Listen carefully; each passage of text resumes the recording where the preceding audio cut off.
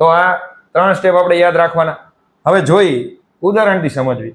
Example તરીકે સમજી લો કે તમને 32 નો વર્ગ નથી ફાવતો, કે 32 નો વર્ગ સર અમને નથી યાદ આવતો, તો 32 નો વર્ગ યાદ રહી જશે, ચિંતા ન કરશો. જોઈ લઈએ આપણે. ચાલો, સૌથી પહેલું સ્ટેપ શું લે? એકમના અંકનો વર્ગ. તો ભાઈ એકમનો અંક શું છે? 2. તો 2 નો વર્ગ કેટલો થશે? 4. 2 નો વર્ગ કેટલો થશે? 4. ચાલો, એની પછી જો કે ત્રણેય સંખ્યાનો ગુણાકાર. હવે ત્રણેય સંખ્યાનો ગુણાકાર કરો એટલે કે 3 દુ 6 અને 6 દુ 12, એટલે કે 12 નો બગડો વધી પડી 1. હા, એક અહીંયા એક નિયમ ખાસ યાદ રાખવાનો કે જે આપણે 2 અંકની સંખ્યા લખવી, એટલે કે સમજી લો 3 દુ 6, 6 દુ 12, તો 12 નથી લખવાના, 12 નો માત્ર ને માત્ર બગડો મૂકવાનો અને વધી કેટલી મૂકવાની છે?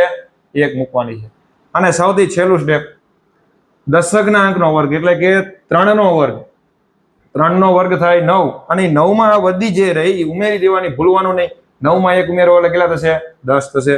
એટલે અહીંયા કેટલા આવશે? 1024.